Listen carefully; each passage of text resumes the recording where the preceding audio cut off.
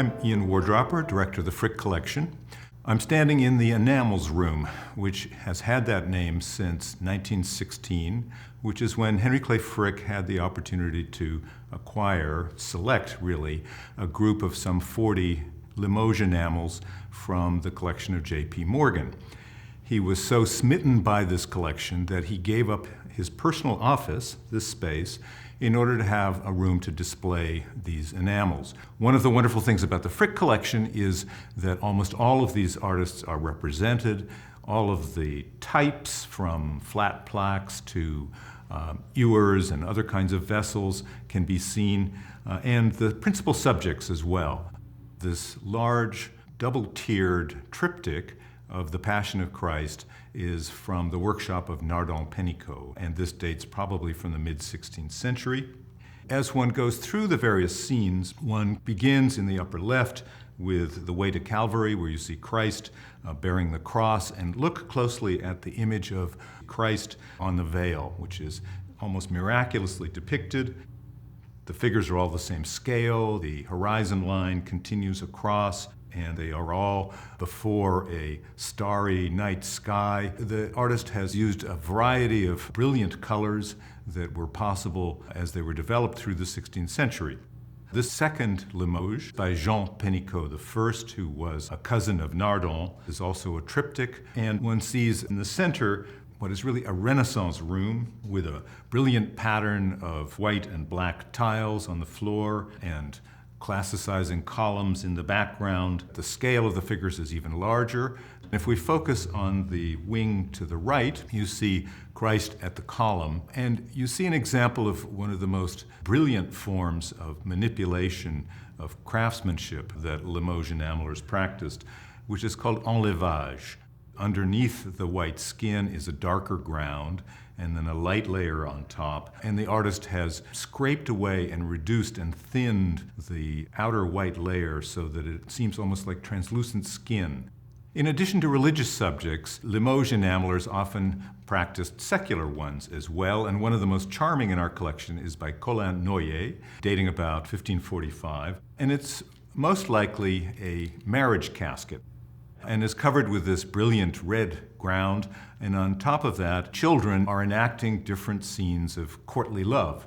Above them are mottos in a Limousin dialect, that is a French dialect from the region of Limoges. Let's turn to portraits, which was another very important subject for Limoges enamels in the 16th century. The greatest portraitist was Léonard Limousin. There's some 130 examples known or attributed to him. The Frick is fortunate to have several of his portraits, and you can see a number of them in the enamels gallery. For example, one of a bearded man who is thought to be Guillaume Farel, painted about mid-16th century. And you see the absolute clarity of the depiction. Every hair of the beard seems to have been rendered carefully as this man stands behind a green parapet and before a brilliant dark blue background, costumed in the customary dark and rather sober black and white clothes that was common in the 16th century. What the Frick also has is one of the only group portraits of the 16th century in France, a famous plaque called The Allegory of the Catholic Faith, which depicts a series of portraits of the Guise family. The Guise were notorious in their day. They were staunch Catholic supporters during the wars of religion against the Protestant side. And one sees here a rather curious allegorical subject of a chariot that is seemingly borne in the clouds by doves. And in the chariot sits the matriarch of the Guise family, Antoinette de Bourbon. Before her are her husband, Claude de Lorraine, with his hand on his sword. He's striding along with his brother, the Cardinal Jean de Lorraine. And at either end, bookending this subject, are the two sons of Antoinette and Claude. On the left, François de Lorraine, the second Duke of Guise, who is pushing the wheel of the chariot over the heads of Protestants. And on the right, you see the second Cardinal of Lorraine. Charles holds a book which probably refers to a symposium that was held in order to discuss different sides during the wars of religion, the Catholic and the Protestant sides.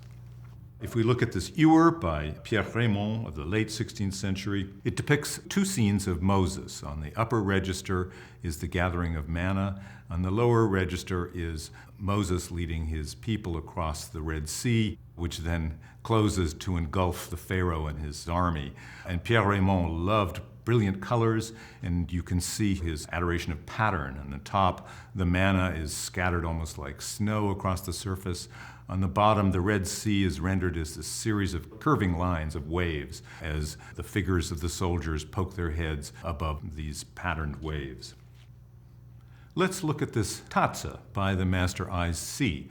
A taza is a wide cup on a short stem, and the circular top provides a perfect field for an artist to work with.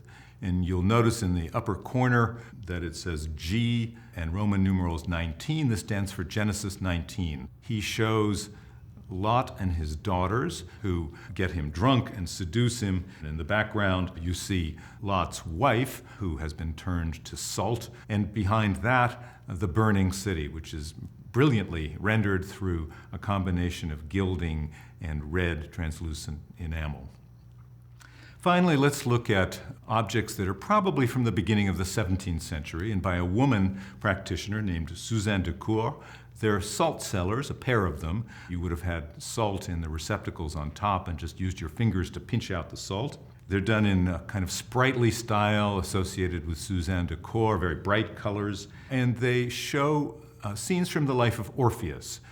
So what you've seen here is a group of enamels from the beginning of the 16th century through the beginning of the 17th century. 100 years of an enormously inventive production, which is essentially unique to France during this time period, with the brilliance of its colors and the charm with which it's rendered.